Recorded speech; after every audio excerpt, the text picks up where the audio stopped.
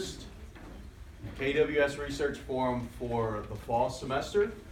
And today, our newest faculty member for the school will be talking to us. Dr. Rui Qi comes to us from the University of South Carolina. And some of you, I know, have her in class now. Others, this will be your introduction to her. She's going to talk to us about a tourism project she did while she was at South Carolina. So, go ahead. Thank you. Thank you, Dr. Howard. So this is my first research presentation here. So I want to talk about some project I did in South Carolina. So basically, we worked with the city of Columbia. So this city of Columbia, they try to understand because they found a lot of tourism events using their money. They want to know how this tourism event can influence the local residents. Can they improve the quality of life of the local residents, or do the local residents perceive any cost? And actually, the city of Columbia, they adopt 2% hospitality tax. So anything you eat, on the restaurant, or you consume any prepared food, beverage, actually this city connect 2% of the hospitality tax. Then they use this money to fund all the tourism events, like a music event, St. Patrick's Day, even book event. So that's why this is an evaluation project we want to conduct for the city, and we want to know how we can influence the local residents' support for these tourism events. So I work with several professors from University of South Carolina, and we conduct this project. So my first question, think about if we will hold some music festival, maybe regularly or annually near our campus. So do you support it or not? How many of you will support it? Music festival across campus. And what kind of benefit you perceive for all the people support it? It'd be easy for us to go to it. Yes, good. Any other benefits? Benefits you perceive if we have music festival? Sometimes you got some employment opportunity, right? It can increase your personal income.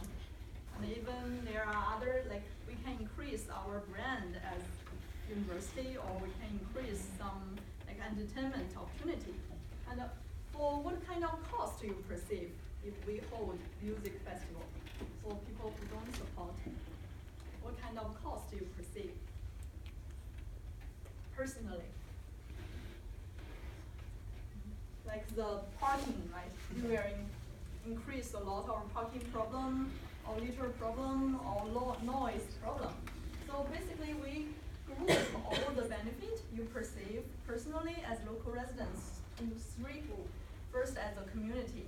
So how you perceive benefit if there are some tourism event or festival, such as music or even sport, held in your neighborhoods, held in your community.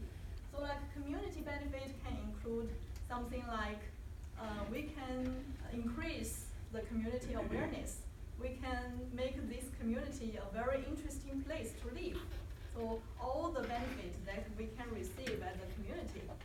And next one is destination profile and economic benefit. So there are some benefits that is directly related to the destination. We can increase the branding of this destination, or we can increase some personal income, some employment opportunity for the students. And also last benefit will be amenity and facility. For example, if we hold a lot of tourism events across our campus or around our campus, it can increase the appearance around our campus. It can also increase some service or product quality, such as utility, such as the medical service or police service. So there are so many benefits that can included or discussed as the local residents when we hold a local tourism community near your neighborhood.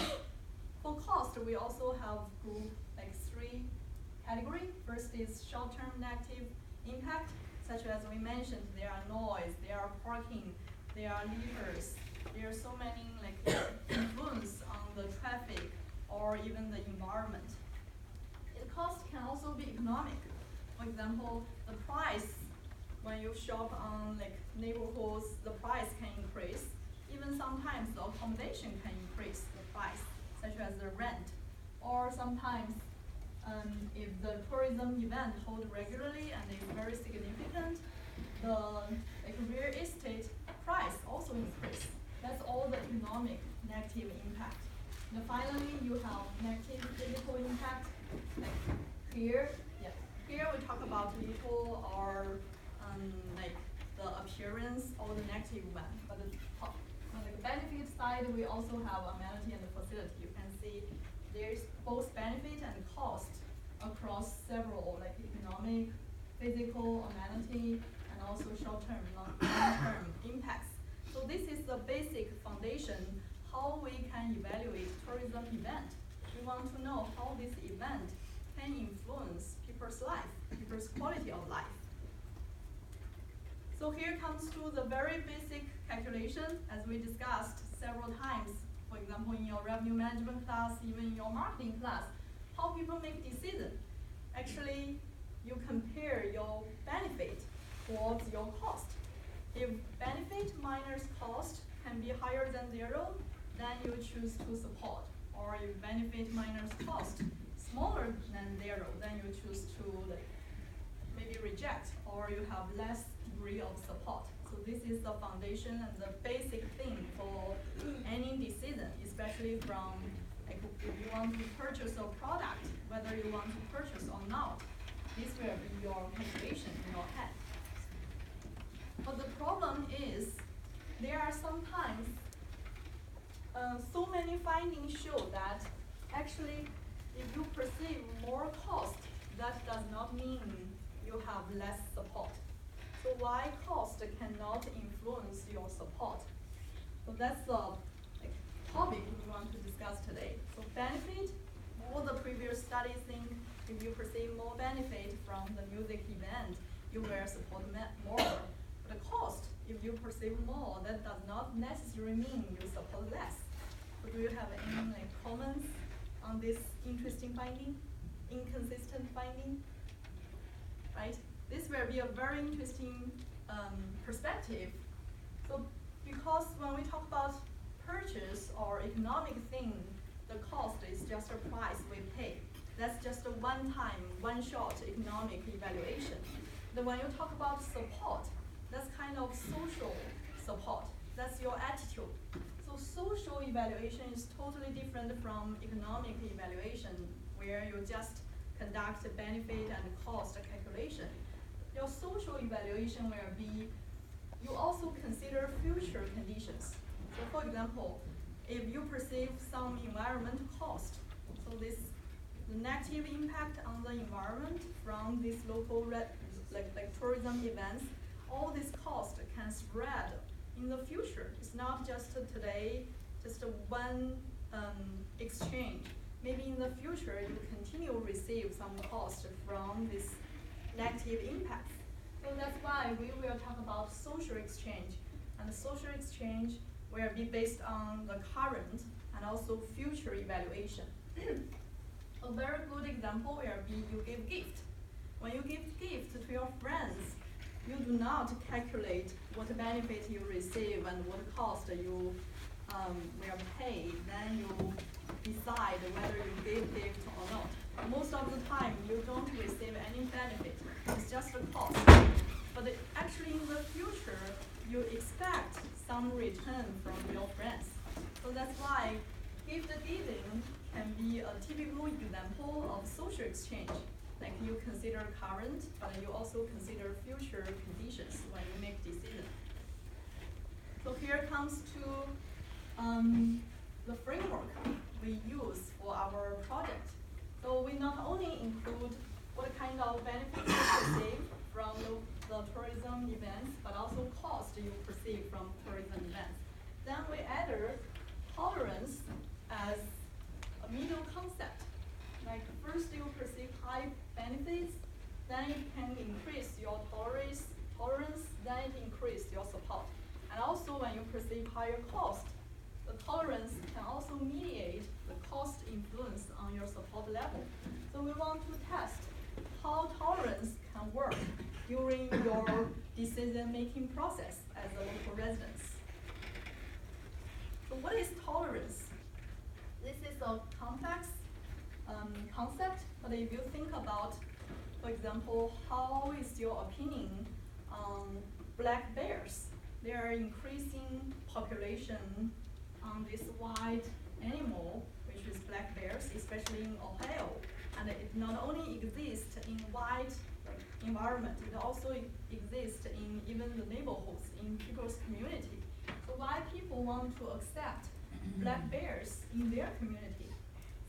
Actually people develop a kind of acceptance, even sometimes they think the bears may attack them, the bears may cause some damage on their agriculture, but they still accept them because they think the bears can bring some like ecosystem health, and bears is sometimes is some kind of entertainment for local residents.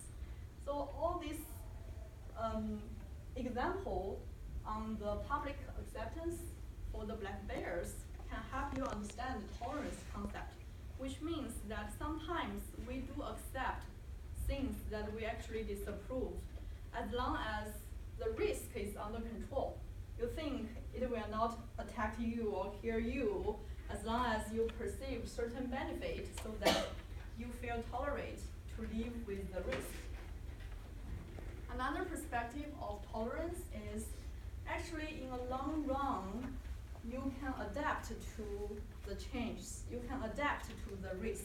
It's not only the resident adapt to the tourist. Actually, the tourist also adapt to the residents. So think about the parasite.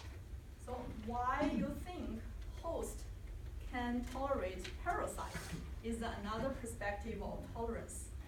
So host sometimes develop a certain kind of trait or some features so that it can reduce the negative impact.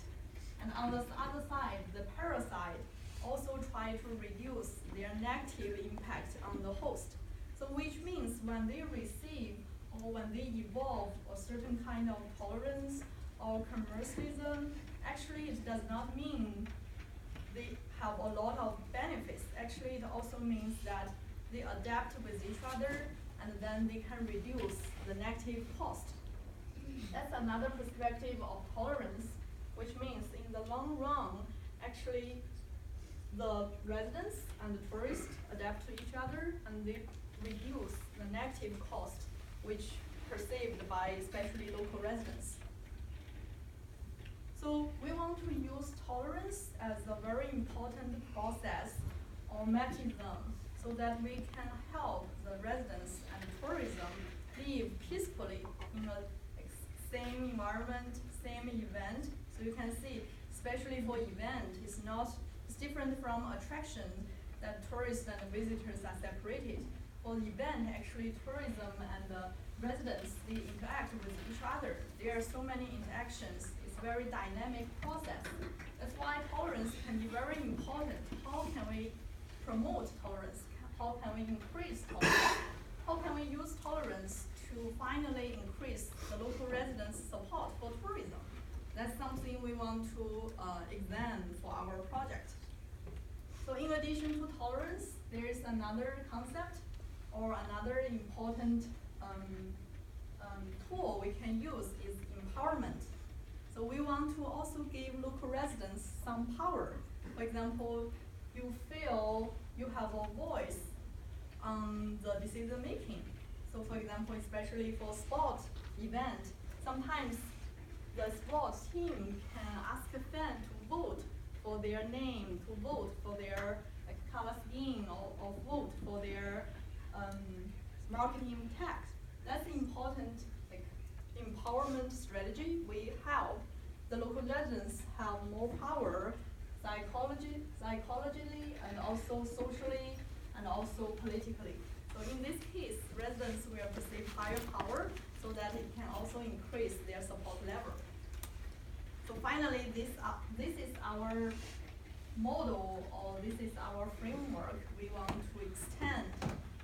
extend beyond the benefit and the cost framework. We want to include empowerment as the most fundamentally concept. First, we need to give local residents some power. Let them feel they have a voice. They have participation in the events. Then they will perceive subjectively some benefits and cost. Then in the long run, they will adapt each other. They can decrease, especially the cost level. And finally, we can promote more support from local residents' perspective. So how we do for our project is first we do interview. We want to understand more perspective from the local residents as well as other stakeholders. We do focus group interview, which means we include 8 to 12 persons together, and we ask just questions as a group. And then we also connect survey. We connect survey at 6 different tourism events. And finally, we get 296 effective survey back. And then we just use our method to analyze our data. So here's what we found, and it may seem very complex, it may seem too statistic, but we can explain it one by one. This is empowerment. We think resident empowerment is the foundation. It's something we need to do at the first step. Resident empowerment can influence your perceived benefit, perceived cost, tolerance, and finally support level. So this is a concept or tool you can use as an event manager. It can be related to all the concept actually. And next is we have benefit. You perceive a lot of benefit from the local events. You also perceive a lot of cost as a local residents. And then we have tolerance. So you can see if you have higher empowerment, you have higher tolerance. And then it leads to support. If you have higher benefits, you will have higher tolerance, it leads to support. And finally, cost can be mediated through tolerance and then leads to support. And what we found is actually interesting is, first, you can see empowerment can increase or decrease your cost. If you have more power as the local residents, you have a voice, you have an agency, then you perceive less cost from the tourism event. And also you perceive higher benefit from the local event.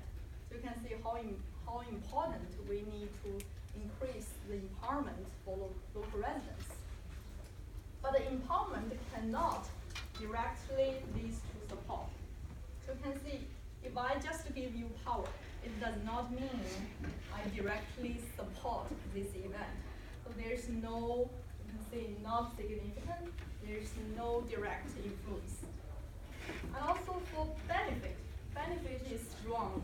So the residents want to perceive they did receive some benefit individually or as a community. So if you receive more benefit, you will directly have higher tolerance and also directly have higher support. This is the strongest factor that will influence your decision making. How about cost? Cost is a little different. Cost cannot directly influence your support, which means if you perceive higher cost, that does not mean you have less support level. So that's interesting, and that's also consistent with many findings, which can explain something through tolerance. Because when you perceive cost, it actually goes through your tolerance level. You will evaluate whether this cost is under control or whether in the long run you can adapt to this cost. And finally, you make your decision. So that's how interesting tolerance can work when you make decisions. So here's just a quick summary. You can see tolerance can partially mediate the effect of benefits on support, which means benefits is so strong, benefit can have its own influence of support. And also benefit can influence support through tolerance. But the cost, for cost,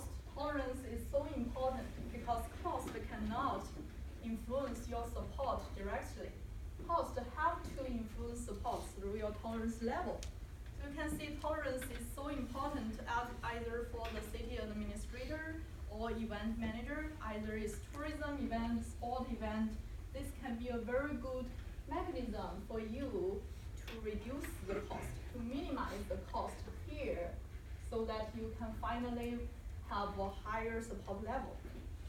And finally, is the resident empowerment. So always resident empowerment is very effective. If you want to increase support level, if you want to increase cost level, empower your residents. That's a necessary steps. So what does this mean if you will become an event organizer? So we have several managerial implications for you practically. First, if you will organize an event, if you will plan an event, and you are worried whether the local residents will support you or not, whether your event can benefit the quality of life of local residents or not, first thing is that you need to communicate with them, especially for the benefits. You need to let them know or give them knowledge what kind of benefit you can offer to the community back by holding this event. So actually not everyone knows the benefits they receive. For example, the economic benefit, you can have more employment opportunity, you can increase your income, the local trade, the local business can be increased. And also from a marketing perspective, this place can be marketed, the destination can be more interesting, more fun, can attract more person here. So that's all the positive impact. Of course, we have amenity and facility impact. It can increase the appearance of the local environment. It can also increase all your different new facility, new amenity. So that's something important, and it's something you need to communicate with local residents. Next part is about tolerance. How can we increase tolerance? We actually need to design some coping strategy. How can we minimize the cost using tolerance? So for example, this is a strategy Blake's developer for managing especially large-scale event. If you have large-scale event, this event may be held in 3 days. It may include food, it may include show, trade, and even many attractions. So this can be a very dynamic interaction between residents and the tourists, so that they design this official app. So they ask the attendee sign in this app, and then they can share their location. So by sharing their location, they will develop a very real-time GPS-based distribution density. So they will know how the people are distributed across everywhere in this event, in these 3 days. For example, the concert, the food, the driving, even the opening sections. So by seeing the density, it can kind of reduce all the cost perceived by the local residents. So the local residents can actually adjust how they will drive their car and where they will go, and it can decrease so many conflicts between the residents and tourists. So how about residents' side? So in addition to all the effort made by the event organizer, city administrator, our residents, just like the host, how the host adapt to the parallel side. Actually, residents can very actively make some effort to adapt to the tourism or the tourist or tourism event. So for example, you can change another time to drive to work instead of just go directly come across the traffic. So that's important. And especially many residents, actually they have a feeling of empathy to the tourist. They think we are the same person. Residents and the tourists, we all love this destination. We love this place. So when you travel to another destination, you will have the same situation that current tourists in your community have. So residents can develop their own adaptation process and also a feeling or attitude to the tourist, so that it will have a more peaceful coexistence. The last thing and the most important thing is the foundation thing, is the empowerment. So how can we increase residents' empowerment? So such as event planning, you can ask the local residents participate in your event planning. So how you will design this event, how you will market this event, where it happened, and how we will schedule all the details. You can always involve your local residents in every steps so that they will feel they have a higher proud for being part of the team. They will also have like a sense of place, a sense of identity, so that finally they will support you more by holding these events. So here's what we do, and here's some reference selected. So if you are interested, more reference are available if you request. And do you have any comments or questions for this? Did you like experience some of these events? Like how did you get your information that for like? Yeah, good question. So like how we connect our data, right? So we select 6 tourism events. We select 2 small events, 2 medium-sized events, and 2 larger-sized events like St. Patrick's Day. Small events such as some book festival, or we also have some tomato festival, which is very interesting. Then we hire students to distribute some surveys. So basically they fill the survey, and then actually we give incentives. If you fill the survey, we give some incentives for AAA. That's how we motivate people to fill the survey. And by distributing survey and also by doing interview, we just connecting all our data. Any other comments, question? Like, Dr. Qi, are you thinking that you might, again, validate this study with Memphis events and festivals? yeah. I think especially for music festival, that's something important, because music event actually can help local residents feel very proud because the culture, because the unique identity in this destination. So maybe in the future I want to do specific music event or maybe sport event, how local residents perceive, how they evaluate. This is more general. Would you say you hire students for that? Oh, okay. Just saying. Yeah. Especially data connection, we need like help from students, especially. Any other questions? That's another. So how did, you did this work for the city of Columbia. How did they implement this for future events? Like how did they implement your findings and your recommendations for future events? Do you know that yet? Yeah, that's a very good question. The project, so why the city of Columbia, they ask us to do this research is that they don't know whether they need to continue connect this 2% tax or not. Because this is kind of extra burden for residents, right? If you, even tourists, if you go to dining, it's always 2% extra tax. So they need to make a decision whether they need to continue connect this tax or not. So we do this research, show them that if this tourism event, they want continue money funded by this hospitality tax, they have to follow some process. For example, they have to develop some evaluation tool, how they going to evaluate their impact on local residents. And also they need to develop some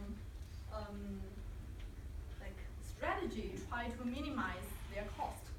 That's something we want to persuade when the applicants of tourism residents, they apply money from the city of Columbia, they need to justify the money they spend. And this is part of the way how they justify their spending.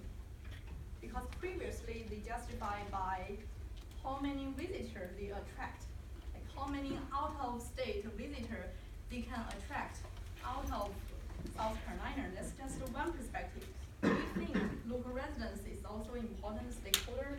They also need to justify by saying that they also improve the quality of life of local residents. And they are working on minimize the cost. So they still continue connecting the tax sector, the 2%. So I would like to point out to all the students, we've talked about, if you're in my marketing class, we've talked about it already this semester. But you will talk about it throughout your classes and through this program. This is a prime example of needing the research to tell you what your attendees, to tell you what your consumers want. This is a prime example of great work that was done with the City of Columbia. So then, in the end, it could tell the City of Columbia, they had a question, do we need to keep collecting this 2% tax? Ultimately, through this study, they found out, yeah, it's okay to still collect that, at least for now, because these are the benefits that people get out of it. So this is a prime example of why, when you all get out, whether this is done in-house or whether you hire someone externally to do it, you need that data to tell you what your consumers want and to try and predict how your consumers are going to respond to different things. So I think the last question I have is, if you were to tell a community or a city the size of Columbia, and I know all different cities are different for different reasons, but if you were to tell them 3 things they need to do in order to get quote-unquote buy-in for events that they want to hold, to get the residents to buy in, what would be the 3 things you would tell them they should try to look out for? So especially if you want to sustain the tourism event, so if you want to hold the event and you want to hold it regularly, so I think you need to consider local residents as your stakeholder. It's not just about profit, not only about visitor or how many impact you can have from a marketing perspective. It's also something you need to consider from a local residents perspective, because local residents, they don't have many power in event planning, in decision making. So it's very easy to ignore their perspective. So that's the first thing. Include local residents as your stakeholder when you do event planning or decision making. That's important for your long-term success if you want to sustain the tourism events. Second thing I think interesting is that you can actually use so many new technology to help you decrease the cost. So you can see even Disney, they use a lot of technology such as band. Maybe they can, in future, they can use the location, the real-time location to help you decrease the cost, decrease the conflict between different group of stakeholders. So that's how new technology can be used in our industry to solve so many conflicts. And last thing, I think, tolerance, I think we can still continue work on this part, because this is just a starting point. We found this concept and how we can promote tolerance. So what are the other factors can influence tolerance? That's the future thing that event planner or city administrator, they can work to understand tolerance, to try to increase tolerance. That's a very necessary step before your final support level by the local residents. Thank you. Any other questions? Any other comments? Well, thank you very much.